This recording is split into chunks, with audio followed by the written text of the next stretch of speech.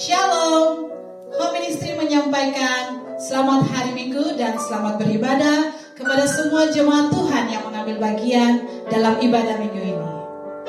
Kita mulai pada kita, jemaat Tuhan diundang untuk bangkit berdiri.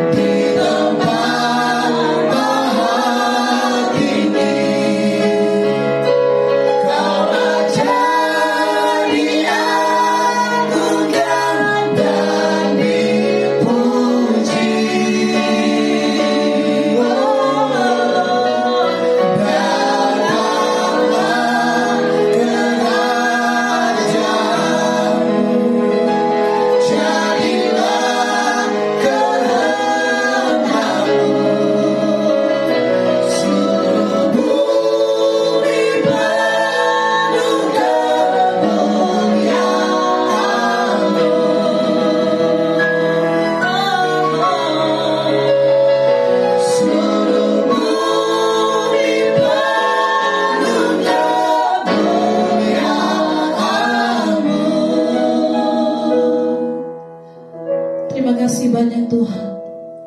Kami mengucap syukur buat setiap kasih setia-Mu Tuhan, buat penyertaan dan perlindungan-Mu dalam hidup kami Tuhan. Kami mengucap syukur kami punya Tuhan yang dahsyat dan luar biasa seperti Engkau Bapa. Engkau menyucikan dan menguruskan setiap hati dan pikiran kami Tuhan. Tunggu jiwa kami serahkan ke dalam tangan-Mu Tuhan, Engkau basuh dengan darah-Mu Tuhan. Biarlah kami layak untuk menghadap hadirat-Mu pada saat ini Tuhan. Berkati ibadah kami Tuhan, berkati semua kami yang mengikuti ibadah ini Tuhan. Biar Engkau berkati juga hamba-Mu yang akan Kau pakai Tuhan. Terima kasih banyak Tuhan. Haleluya. Kami siap masuk dalam hadirat-Mu Tuhan.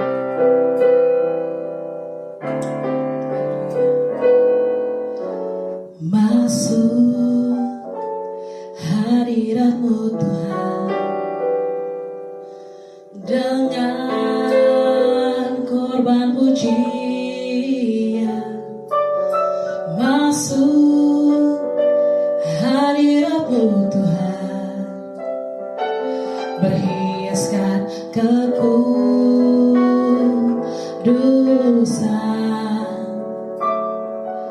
di hadapan hadirat-Mu Tuhan. Ku rasakan kedamaian di hadapan hadirat-Mu Tuhan. Ku nampak keagungan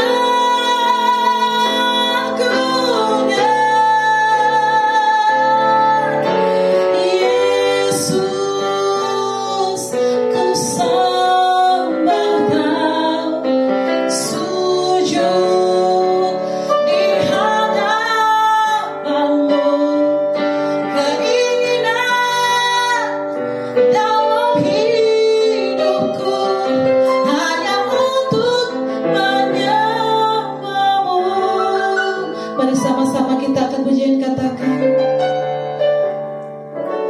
masuk hadirat-Mu Tuhan, yes, dengan korban pujian. Masuk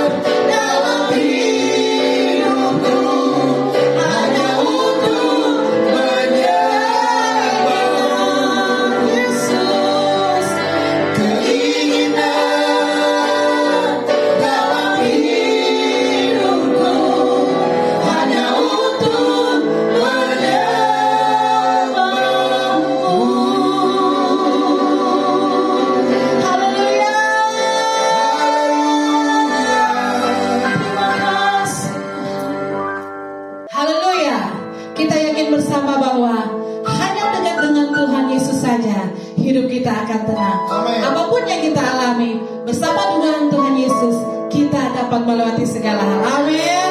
Yes, kita akan menjadi katakan hanya dengan Tuhan saja.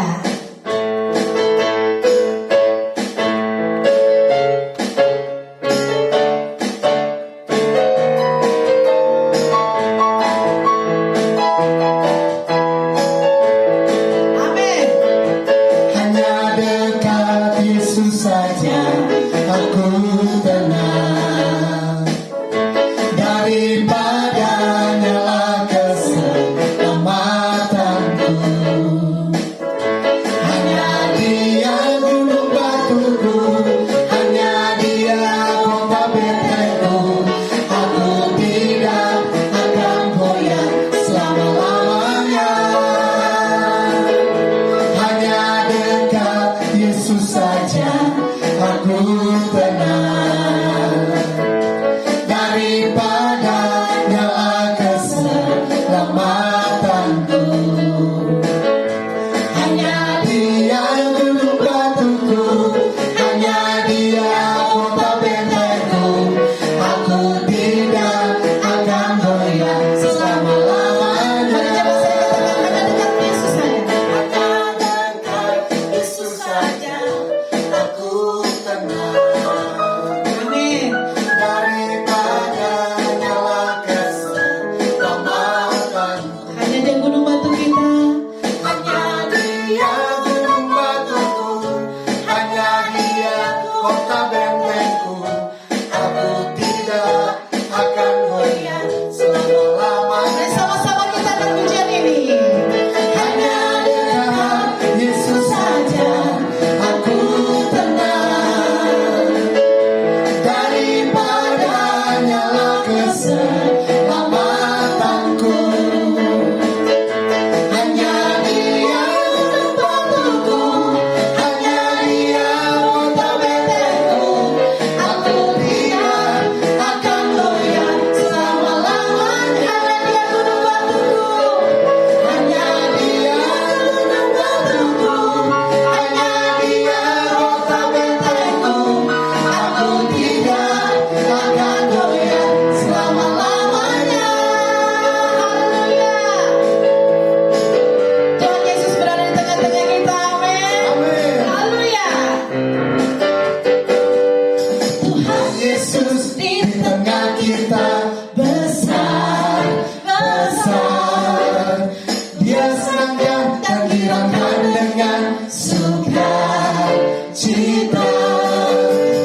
Dia mengasihi dan bersuka karena kita. Tuhan Yesus di tengah kita besar, besar,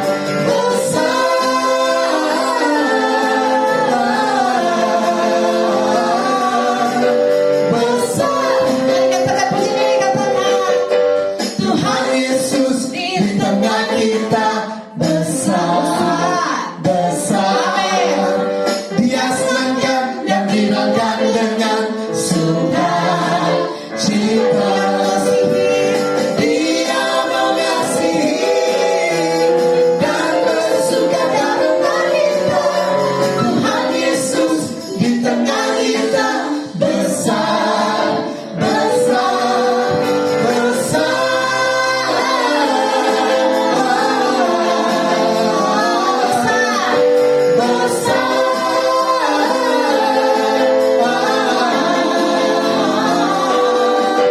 besar. Haleluya. Tuhan Yesus di tengah kita. Amin. Mari katakan. Tuhan Yesus di tengah kita besar, Besar lagi saudara. besar. Ya, amin. Dia senangkan dan dirangkan dengan sukacita. Dia mengasihi saudara dan saya. Dia mengasihi dan bersuka karena kita. Tuhan Yesus di tengah kita besar, besar, besar.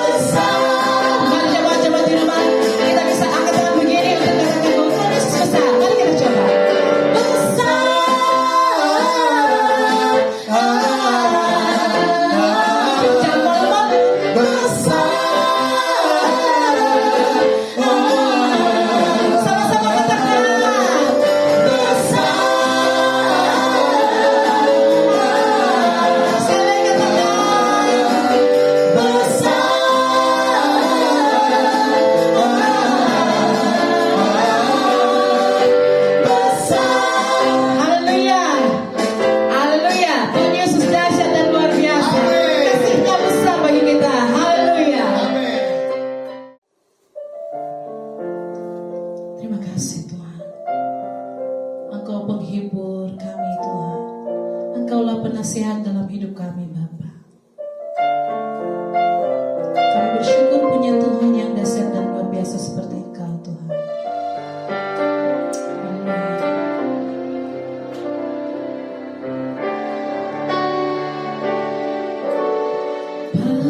Penasehat di hidupku,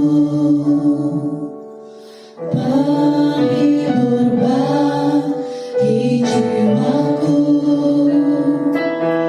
ya Roh Kudus penolongku di tubuh jiwa dan rohku. Penasehat di hidupku, penghibur bagi jiwaku, ya Roh Kudus penolongku di tubuh jiwa dan rohku. Engkau Maha Hadir, Roh Kudus di sini Kau bagiku, pimpin hidupku dan jalanku, kuasa-Mu hidupkan jiwaku. Engkau Maha Hadir, Roh Kudus di sini Kau bagiku, naungi hidupku dan jalanku, kuasa-Mu terjadi bagiku.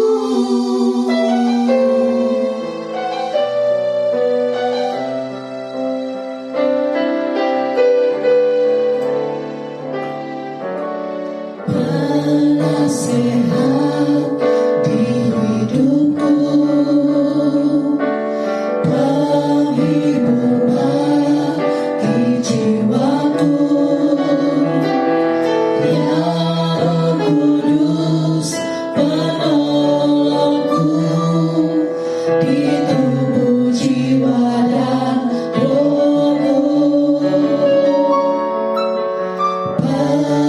Penasehat di hidupku, penghibur bagi jiwaku, ya Roh Kudus penolongku di tubuh jiwa dan rohku. Engkau Maha Hadir, Roh Kudus di sini Kau bagiku, pimpin hidupku dan jalanku, kuasa-Mu hidupkan jiwaku. Engkau Maha Hadir, Roh Kudus di sini Kau bagiku, naungi hidupku dan jalanku, kuasa-Mu terjadi bagiku. Engkau Maha Hadir, Roh Kudus di sini Kau bagiku, pimpin hidupku dan jalanku, kuasa-Mu hidupkan jiwaku. Engkau Maha Hadir, Roh Kudus di sini Kau bagiku,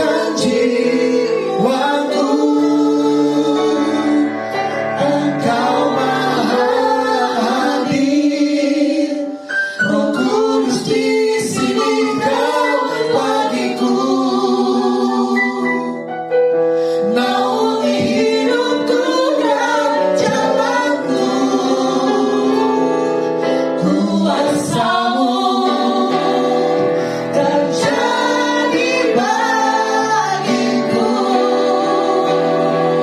Engkau Maha Hadir, Roh Kudus di sini kau bagiku. Pimpin hidupku dan jalanku, kuasamu hidupkan jiwaku. Engkau Maha Hadir, Roh Kudus di sini kau bagiku. Naungi hidupku dan jalanku, kuasamu terjadi bagiku. Engkau Maha Hadir, Roh Kudus di sini kau bagiku. Pimpin hidupku dan jalanku, kuasamu hidupkan jiwaku.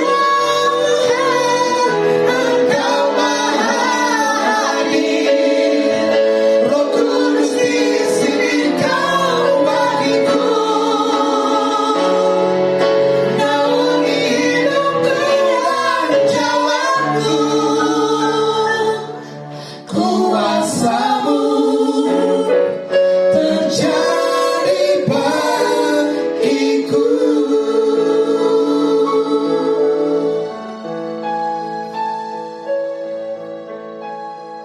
Shalom Sobat Home Ministry dimanapun Anda berada. Saat ini kita akan merenungkan firman Tuhan. Tapi sebelumnya mari kita berdoa terlebih dahulu. Bapa yang bertakhta dalam kerajaan sorga, segala pujian, segala hormat, segala kemuliaan hanya bagi Tuhan. Kami percaya hari ini Tuhan hadir bersama dengan kami, menjaga dan memelihara kami, memberkati kehidupan kami, dan mengadakan semua yang baik dalam hidup kami. Kami yang sakit, kami percaya kami diberi mujizat oleh Tuhan. Kami yang berbeban berat diberi kelepasan oleh Tuhan. Dan kami yang sedang dalam berbagai macam masalah diberi jalan keluar oleh Tuhan. Berkati kami ketika kami akan mendengar firman. Dalam nama Tuhan Yesus kami berdoa, haleluya, amin. Sobat Home Ministry dimanapun Anda berada, hari ini kita akan membaca firman Tuhan yang diambil dari surat 2 Korintus pasal yang kelima ayat yang ketujuh. 2 Korintus pasal yang kelima ayat yang ketujuh, saya akan membaca buat kita semua. Sebab hidup kami ini adalah hidup karena percaya, bukan karena melihat. Saudara yang saya kasihi dalam kasih Tuhan Yesus Kristus, hari ini saya akan berbicara tentang hidup karena percaya. Mengapa kita harus hidup di dalam percaya? Ini penting untuk menjadi renungan kita. Karena saudara, orang Kristen itu coba mengidentifikasikan dirinya, coba mengidentifikasikan diri kita, coba mengidentifikasikan keberadaan kita di tengah dunia ini sebagai orang-orang percaya. Apa maksudnya identifikasi diri sebagai orang percaya? Identifikasi diri kita sebagai umat Kristen, sebagai orang percaya adalah identifikasi atau proklaim keberadaan kita, bahwa kita percaya kepada Tuhan, percaya kepada kuasa Tuhan, percaya kepada janji Tuhan, percaya kepada firman Tuhan.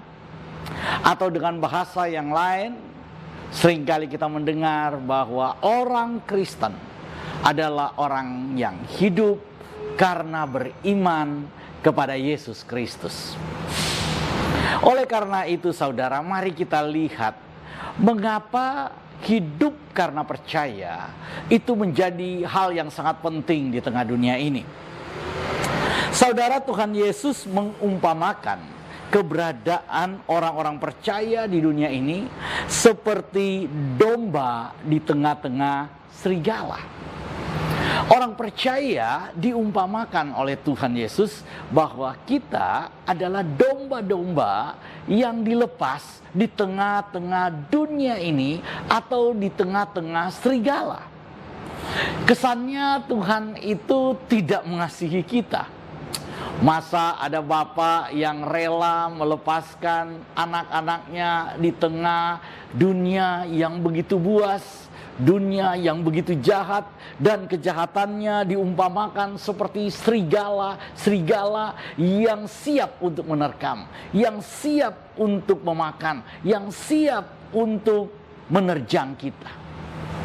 Tapi itulah yang dikatakan oleh Tuhan, bahwa kehidupan dunia, kehidupan orang percaya di tengah-tengah dunia ini adalah kehidupan domba-domba di antara para serigala. Dunia yang kita tempati ini, Rasul Paulus mengatakan adalah dunia yang jahat. Rasul Yohanes dalam surat Yohanesnya mengatakan bahwa dunia kita ini juga adalah dunia yang jahat. Dunia yang semakin hari semakin bertambah buruk. Dalam surat 1 Yohanes yang pertama dikatakan bahwa dunia dengan segala keinginannya sedang binasa, sedang menuju kepada kebinasaannya, sedang menuju kepada kehancurannya. Dunia tidak mengenal belas kasihan.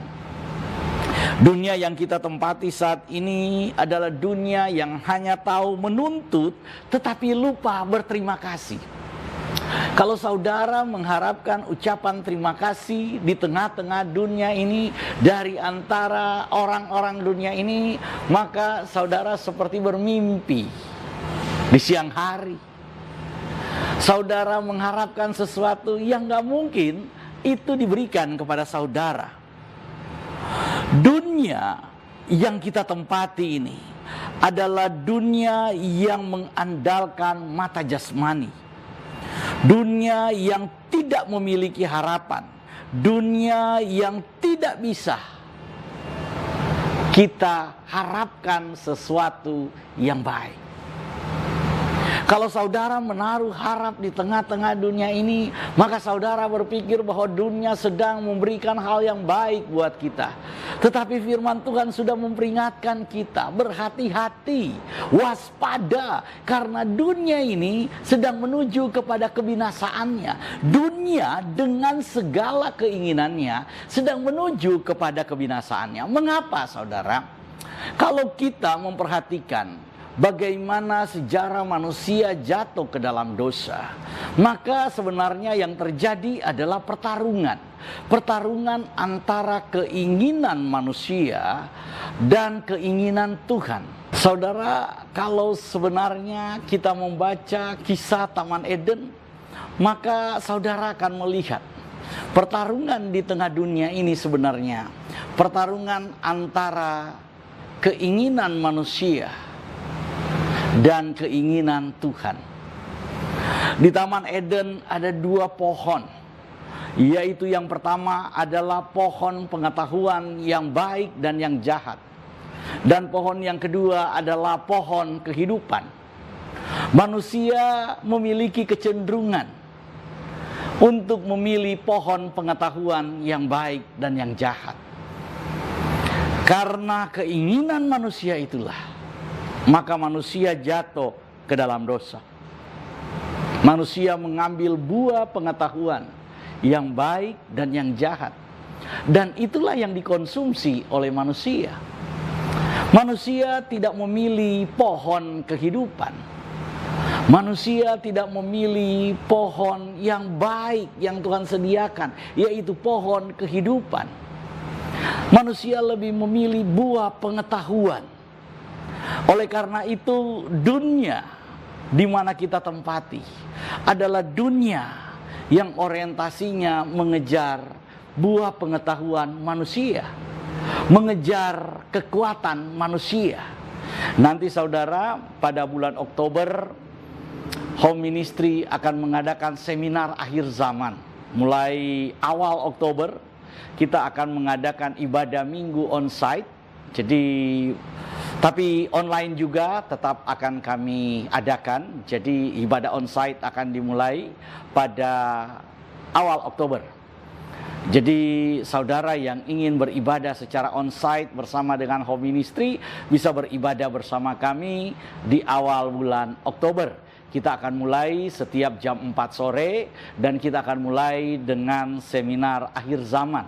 Kita akan berbicara tentang bagaimana perkembangan dunia saat ini, bagaimana ilmu pengetahuan manusia saat ini, dan apa hubungannya dengan akhir zaman. Mungkin saudara ada yang bertanya, Pak, apa hubungannya antara pandemi yang dialami oleh manusia dengan akhir zaman? Bagaimana hubungan antara digitalisasi yang saat ini sedang menjadi bagian hidup dari manusia dengan akhir zaman? Nanti kita akan bicarakan itu secara lengkap mulai awal Oktober. Kembali lagi saudara kepada firman Tuhan yang ingin saya sampaikan pada hari ini.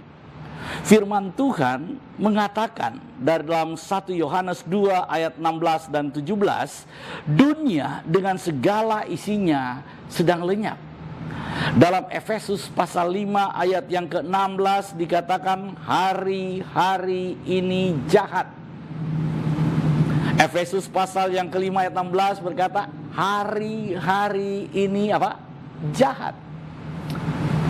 1 Timotius pasal yang ketiga mengatakan bahwa 1 Timotius pasal yang keempat mengatakan bahwa di akhir zaman ini saudara, di akhir zaman ini kita akan mengalami masa-masa yang sulit. Hari terakhir akan datang masa-masa yang sulit. Oleh karena itu, kita perlu untuk hidup bukan karena melihat apa yang dunia berikan, bukan karena melihat apa yang dunia tawarkan, bukan karena melihat apa yang dijanjikan oleh dunia. Tetapi marilah sebagai orang percaya kita hidup karena kita punya iman, karena kita percaya.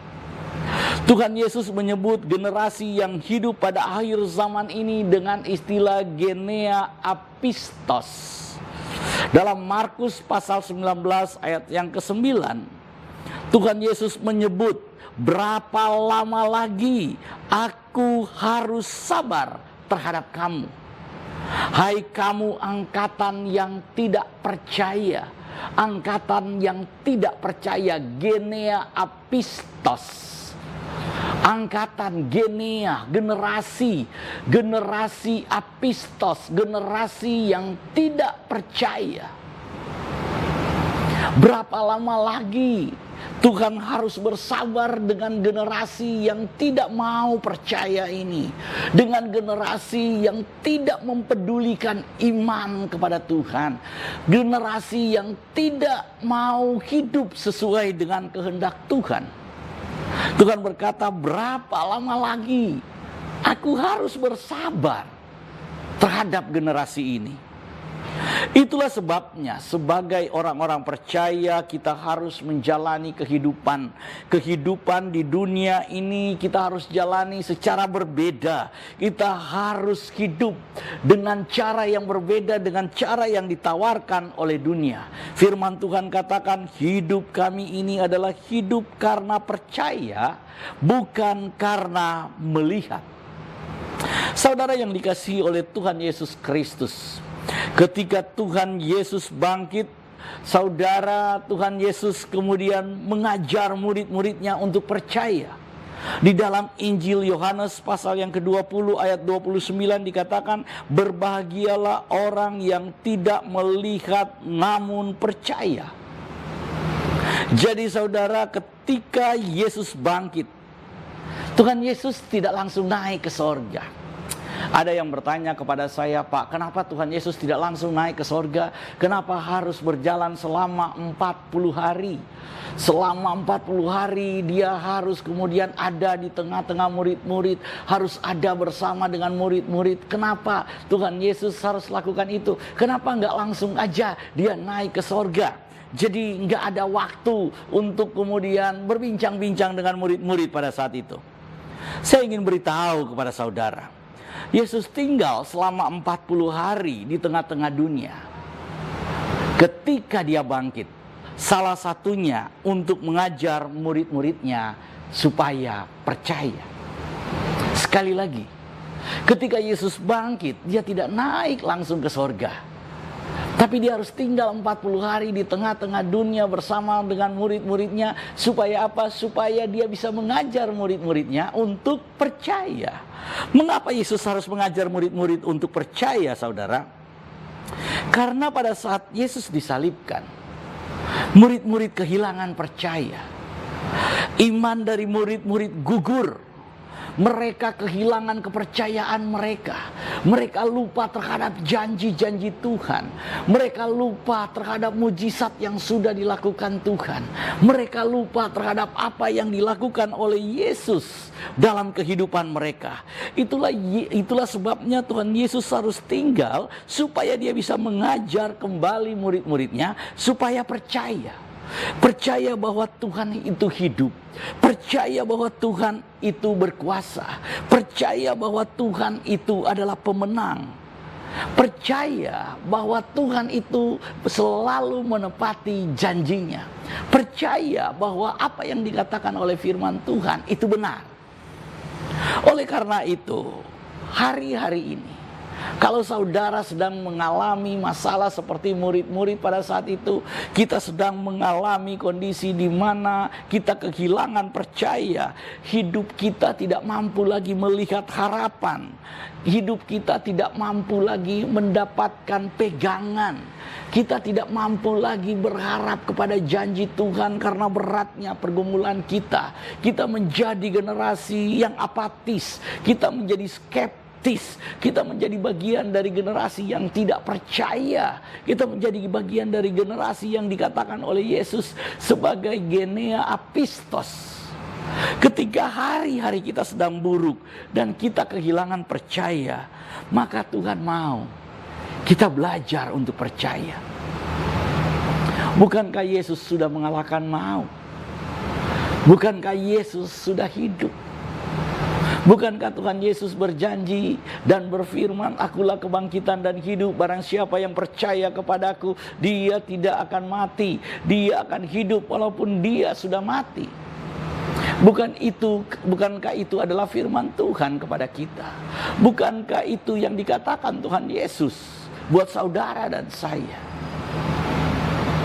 Tuhan Yesus berkata, berbahagialah orang yang tidak melihat namun percaya. Bukankah firman ini diberikan buat saudara dan saya? Memang hari-hari yang kita jalani ini jahat. Memang realitas yang kita lihat ini adalah realitas yang tanpa harapan.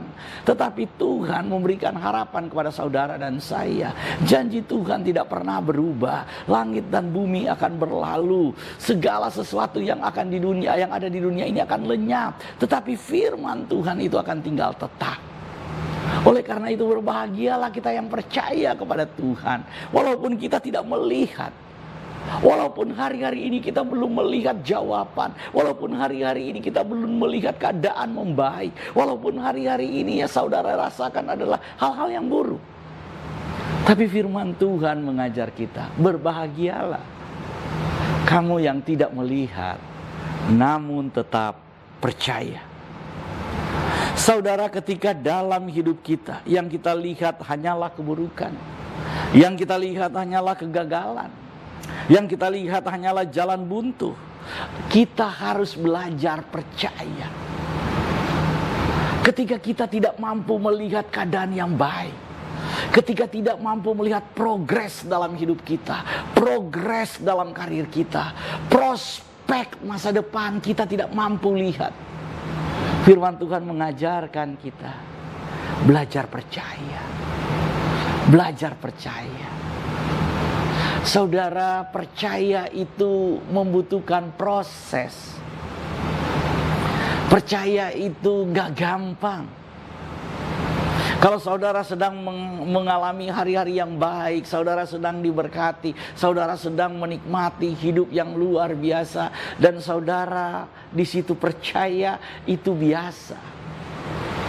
Tapi ketika hari-hari saudara sedang tidak baik, ketika doamu belum dijawab oleh Tuhan, ketika sakitmu belum disembuhkan oleh Tuhan, bahkan sakitmu bertambah parah, bahkan uang yang engkau punya sudah habis, dan engkau mulai mengeluh kepada Tuhan, tapi tidak melihat jawaban, tidak mendapatkan jawaban. Disinilah kita harus belajar percaya. Dalam kondisi seperti inilah, saudara dan saya harus tetap percaya. Dalam kondisi seperti inilah kita harus tetap beriman. Oleh karena itu mari kita belajar. Belajar percaya. Kita mulai dengan apa itu percaya. Apa itu iman? Iman itu berasal dari bahasa Ibrani aman.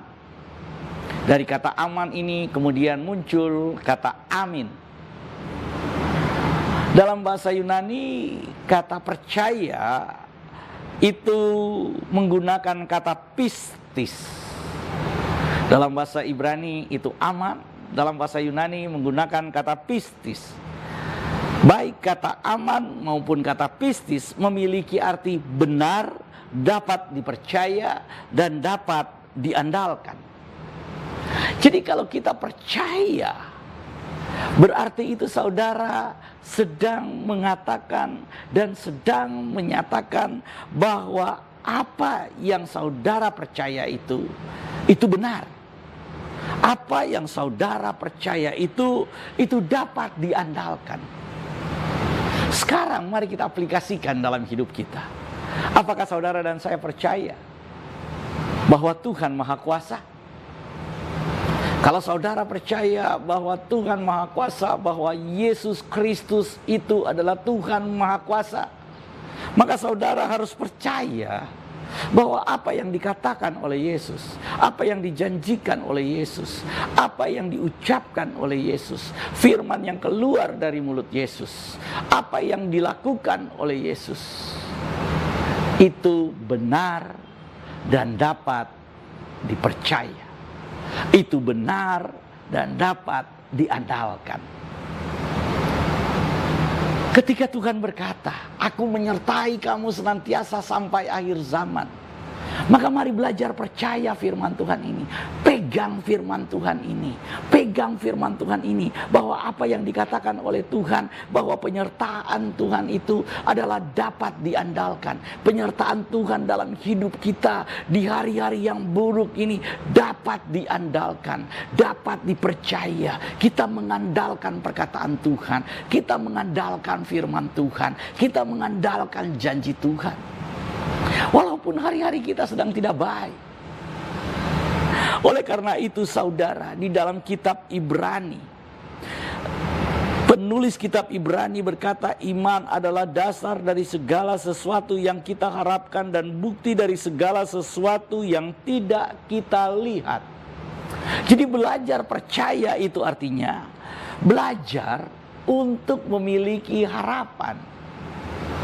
Saudara percaya harus tetap berharap. Berharap ada kebaikan dalam hidupmu. Berharap ada pertolongan di dalam hidupmu. Berharap harapan itu jangan hilang dari hidup kita. Jangan kita mengalami demotivasi. Jangan kita terpuruk di dalam kehidupan ini dan berhenti untuk percaya. Karena firman Tuhan ingin supaya kita hidup di dalam harapan. Yang kedua, belajar percaya itu artinya memiliki bukti, walaupun bukti itu tidak terlihat. Firman Tuhan itu adalah bukti buat saudara dan saya. Ketika kita berpegang kepada firman Tuhan, itu menjadi bukti yang konkret di hadapan Bapa di sorga. Ketika kita memegang janji Tuhan, kita memiliki bukti di hadapan Bapa di sorga. Bukankah firman Tuhan berkata, yang bersaksi dan didengar kesaksiannya di sorga, itu adalah kesaksian dari Sang Firman dan Roh Kudus. Ketika kita percaya kepada firman, maka saudara memiliki bukti di sorga. Buktinya bukan di dunia, saudara. Bukti bukti ada di sorga, kalau bukti kita ada di sorga, maka apa yang ada di sorga itu akan dinyatakan di dunia. Apa yang ada di sorga, yang menjadi barang bukti di sorga itu akan dinyatakan dalam kehidupan saudara dan saya di tengah dunia ini. Karena itu jangan berhenti percaya sampai bukti yang ada di sorga itu dinyatakan dalam hidupmu di tengah-tengah dunia ini. Karena apa yang ada di sorga, yang menjadi bukti di sorga, pasti dinyatakan di tengah dunia. Apa yang kamu ikat di dunia ini terikat di sorga, dan apa yang terikat di sorga itu digenapi di dunia. Ini prinsipnya.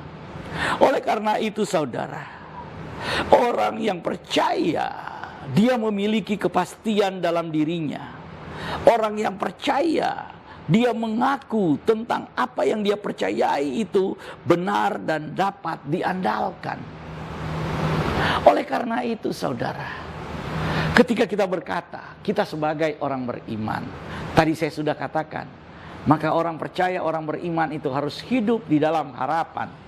Yang kedua, orang beriman itu harus percaya bahwa dia memiliki bukti kepercayaannya itu ada di sorga. Jadi bukti kepercayaan kita itu terikat di sorga, bukan hanya ada di dunia. Bukti kepercayaan kita itu ada di sorga, dan apa yang ada di sorga akan dinyatakan di tengah dunia. Oleh karena itu saudara, di dalam belajar percaya, maka kita harus belajar untuk mengucapkan percaya kita. Ada pengakuan, ada declare. Ini pengakuan percaya ini penting. Karena firman Tuhan berkata, dengan mulut kita mengaku dan kita diselamatkan. Dengan hati kita percaya, maka kita dibenarkan. Ketika kita percaya di dalam hati, saya percaya firman Tuhan, saya percaya firman Tuhan ini, maka ucapkan itu dengan mulutmu. Ketika kita mengucapkan itu dengan mulut kita, maka itu menjadi pengakuan. Pengakuan kita di hadapan Bapa, disaksikan oleh orang-orang kudus, disaksikan oleh malaikat-malaikat Tuhan. Kalau di situ ada jemaat, saudara nyatakan, saya percaya Tuhan tolong saya percaya Tuhan lepaskan saya percaya Tuhan berkati hidup saya percaya Tuhan bebaskan saya. Ini harus menjadi pengakuan kita yang keluar dari mulut kita. Saya percaya Yesus berkuasa menyembuhkan sakit saya percaya Yesus Maha Kuasa mampu untuk mengadakan mujizat dalam hidup saya. Itu percaya. Jadi kalau kita percaya, maka sekarang kita harus mengucapkan pengakuan, declare dalam hati, saya percaya. Tapi enggak cukup dalam hati, declare. Ucapkan pengakuan, saya percaya Tuhan berkati keluarga saya percaya Tuhan berkati anak saya. Sebut nama mereka, katakan dalam nama Tuhan Yesus, saya percaya masa depan anak saya diberkati oleh Tuhan. Dalam nama Tuhan Yesus, saya percaya karir saya akan naik dan bukan turun. Saya percaya dalam nama Tuhan Yesus, usaha saya diberkati oleh Tuhan. Saya percaya dalam nama Tuhan Yesus, keluarga saya diberkati oleh Tuhan. Nyatakan itu saudara. Ini adalah pengakuan percaya. Yang kedua, bukan cuma meyakini, tapi bukan cuma mengaku, tapi saudara harus kemudian memiliki pendirian yang teguh di dalam percaya saudara. Saudara harus memiliki pendirian yang teguh. Karena ketika saudara mengaku, maka bukan cuma Tuhan yang dengar. Bukan cuma malaikat-malaikat Tuhan yang dengar. Bukan cuma orang-orang percaya yang dengar. Tapi yang mendengar itu bisa saja orang yang tidak percaya. Yang mendengar itu ada juga iblis. Karena itu orang-orang yang tidak percaya mungkin akan meremehkan imanmu, akan membuli, akan kemudian melecehkan kepercayaanmu. Mereka mungkin akan bilang, percaya hidupnya aja kayak gitu, percaya diberkati, coba lihat hidupnya sekarang. Saudara akan ditantang. Ini adalah sebuah tantangan iman kita, pergumulan iman kita. Karena itu kita harus kemudian berdiri teguh di dalam percaya kita. Kita harus berdiri teguh. Di dalam berdiri teguh, disinilah dimensi iman, level iman selanjutnya. Ketika saudara mau berdiri teguh, di situ perlu apa yang disebut dengan kedisiplinan. Kedisiplinan untuk teguh beriman. Saudara harus disiplin, imanmu itu harus saudara pegang teguh. Saudara harus berharap kepada Tuhan secara teguh. Saudara harus percaya anugerah Tuhan secara teguh. Itu membutuhkan disiplin. Disiplin untuk apa? Untuk tetap percaya. Ketika ada yang meragukan imanmu, katakan kepada dirimu sendiri, saya percaya firman Tuhan yang benar, perkataan Tuhan yang benar. Percaya, disiplin. Ini adalah dimensi iman. Bukan cuma mengaku, tapi disiplin. Untuk apa? Untuk tetap percaya. Dalam bahasa yang lain dikatakan oleh firman Tuhan, berdiri teguh pada imanmu, pada pengharapanmu, pada keyakinanmu. Dan selanjutnya yang ketiga, saudara, bukan cuma berdiri teguh, tapi action. Lakukan apa yang kau percaya. Kalau saudara percaya bahwa pekerjaanmu diberkati oleh Tuhan, maka lakukan pekerjaanmu itu dengan sungguh-sungguh seperti kepada Tuhan, bukan kepada manusia. Bukan untuk menyenangkan manusia, tapi untuk menyenangkan Tuhan. Inilah iman yang kemudian saudara kerjakan. Kalau saudara percaya di dalam iman, saudara doakan kesehatanmu, saudara percaya saudara hidup sehat, saudara diberkati dengan kesehatan, maka action untuk hidup sehat. Jangan saudara percaya, oh saya diberi kesehatan oleh Tuhan, tapi hidupnya tidak menjaga kesehatan. Orang yang percaya bahwa dia diberi umur yang panjang, diberi kesehatan, maka dia harus menjaga kesehatannya sesuai dengan iman percayanya. Kalau saudara percaya bahwa hidupmu dilimpahi oleh Tuhan dengan berkat, dengan kekayaan, maka saudara harus kerja. Jangan saudara pikir tanpa bekerja saudara bisa kemudian menjadi kaya. Orang yang percaya bahwa dia dilimpahi oleh Tuhan dengan kekayaan, dengan kelimpahan, dengan berkat-berkat, maka kerja. Apa yang engkau imani itu harus dikerjakan.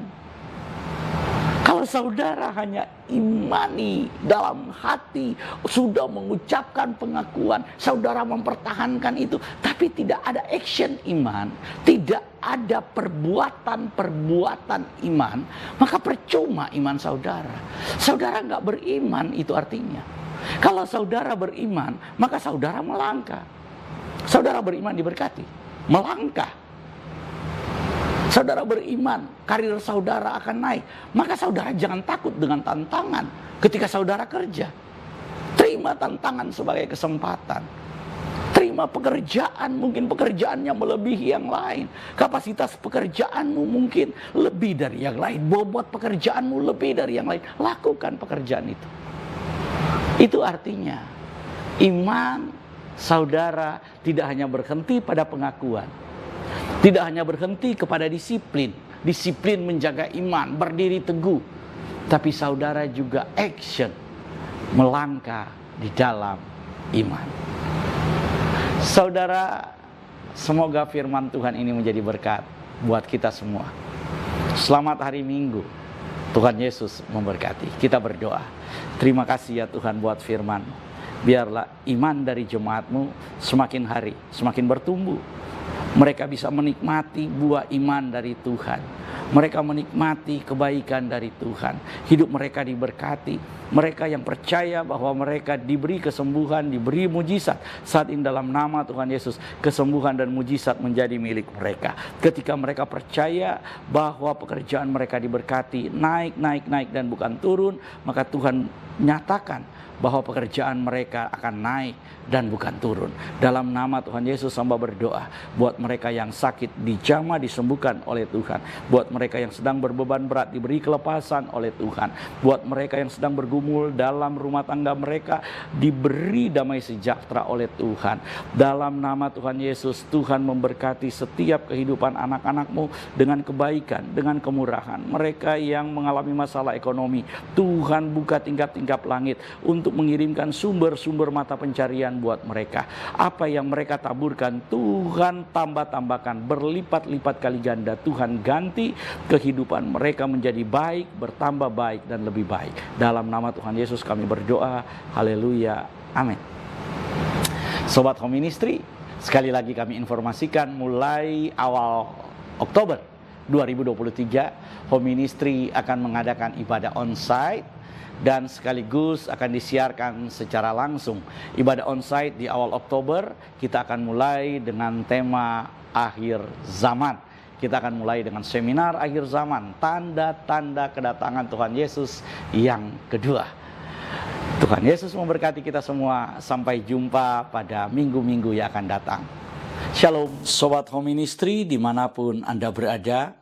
Saat ini kita akan masuk dalam sakramen perjamuan kudus. Dan saya persilakan saudara yang ada di rumah untuk bangkit berdiri. Bagi saudara-saudara yang saat ini sudah menyiapkan sarana perjamuan kudus, mohon dipegang. Dan kita akan doakan sama-sama. Di dalam nama Tuhan Yesus saat ini kami mengangkat roti dan anggur ini. Kami kuduskan, kami sucikan di dalam nama Tuhan Yesus menjadi layak digunakan untuk perjamuan kudus ini. Dalam nama Tuhan Yesus, haleluya, amin. Saudara, dengarkanlah ketetapan perjamuan kudus. Yesus berfirman, "Akulah roti hidup yang telah turun dari sorga. Jikalau seorang makan dari roti ini, ia akan hidup selama-lamanya. Dan roti yang kuberikan itu ialah dagingku, ia akan kuberikan untuk hidup dunia." Maka kata Yesus kepada mereka, "Aku berkata kepadamu, sesungguhnya jikalau kamu tidak makan daging anak manusia dan minum darahnya, kamu tidak akan mempunyai hidup dalam dirimu. Barang siapa makan dagingku dan minum darahku, ia mempunyai hidup yang kekal, dan aku akan membangkitkan dia pada akhir zaman. Sebab dagingku adalah benar-benar makanan, dan darahku adalah benar-benar minuman. Barang siapa makan dagingku dan minum darahku, ia tinggal di dalam aku dan aku di dalam dia. Sama seperti Bapa yang hidup mengutus aku dan aku hidup oleh Bapa, demikian juga barang siapa yang makan aku akan hidup oleh aku. Inilah roti yang telah turun dari sorga, bukan roti yang dimakan nenek moyangmu dan mereka telah mati. Barang siapa makan roti ini, ia akan hidup selama-lamanya." Dan ketika mereka sedang makan, Yesus mengambil roti, mengucap syukur, memecah-mecahkannya, lalu memberikan kepada murid-muridnya dan berkata, "Ambillah, makanlah, inilah tubuhku." Sesudah itu Tuhan Yesus mengambil cawan, mengucap syukur, lalu memberikannya kepada mereka sambil berkata, "Minumlah kamu semua dari cawan ini, sebab inilah darahku, darah perjanjian yang ditumpahkan bagi banyak orang untuk pengampunan dosa." Kalau saudara percaya bahwa roti dan anggur ini adalah penyatuan dengan tubuh Tuhan Yesus Kristus, mari kita angkat lebih tinggi dari kepala kita, dan mari kita sama-sama mengaku, dalam nama Tuhan Yesus, saya percaya inilah tubuh dan darah Tuhan Yesus. Kalau saya makan tubuh Tuhan Yesus Kristus dan minum darah Tuhan Yesus, maka saya percaya semua dosa-dosa saya telah diampuni oleh Tuhan. Saya percaya, kalau saya makan tubuh Tuhan Yesus dan minum darah Tuhan Yesus, maka semua kutuk telah dipatahkan. Saya percaya, kalau saya makan tubuh dan minum darah Tuhan Yesus, maka semua sakit penyakit saya telah disembuhkan. Saya percaya, kalau saya makan tubuh Tuhan Yesus dan minum darah Tuhan Yesus, maka saya mendapat bagian dalam tubuh Kristus, dan saya akan diberi tubuh kemuliaan, dan Tuhan akan mengangkat saya ketika Tuhan Yesus datang di awan-awan yang permai untuk menyatu dan bertemu dengan Dia.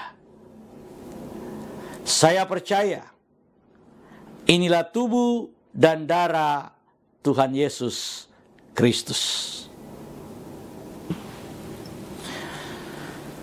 Kita angkat lebih dulu tubuh Tuhan Yesus Kristus dan kita berkata, inilah tubuh Tuhan Yesus Kristus dalam nama Tuhan Yesus.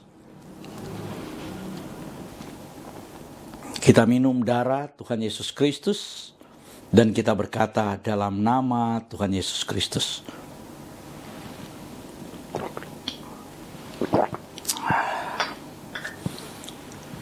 Mari kita mengucap syukur bersama-sama.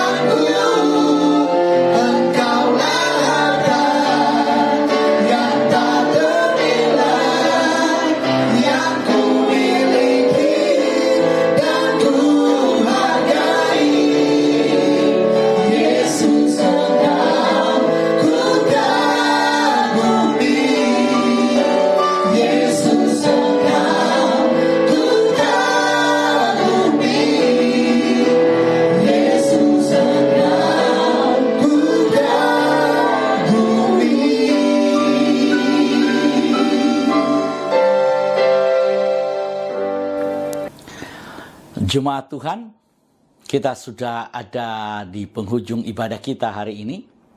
Sebelum kita masuk dalam doa berkat, kami ingin memberitahukan bahwa Home Ministry terus melayani jemaat Tuhan.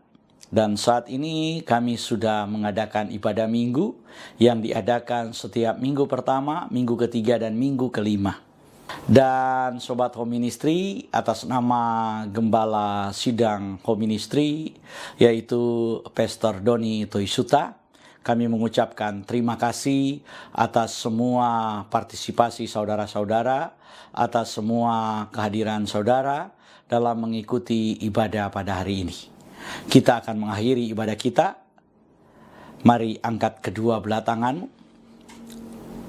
Arahkan hati dan pikiranmu dan aminkan semua berkat yang diucapkan buatmu. Di dalam nama Tuhan Yesus, diberkatilah hidupmu, diberkatilah keluarga, suami, istri, anak-anak, dan cucu-cucumu. Diberkatilah rumah tempat tinggalmu. Diberkatilah sumber-sumber mata pencarian, pekerjaan, dan karirmu. Diberkatilah tubuh jasmani dan kesehatanmu. Dan diberkatilah pertumbuhan rohanimu. Biarlah semua berkat dari Bapa Sorgawi, Bapa Yahweh namanya, cinta kasih dari Tuhan kita Yeshua HaMashiach, dan persekutuan dengan rohnya yang kudus, menyertai kita semua mulai dari sekarang sampai selama-lamanya. Kita yang percaya diberkati oleh Tuhan dan menerima berkat Tuhan ini. Mari sama-sama kita berkata, Amin.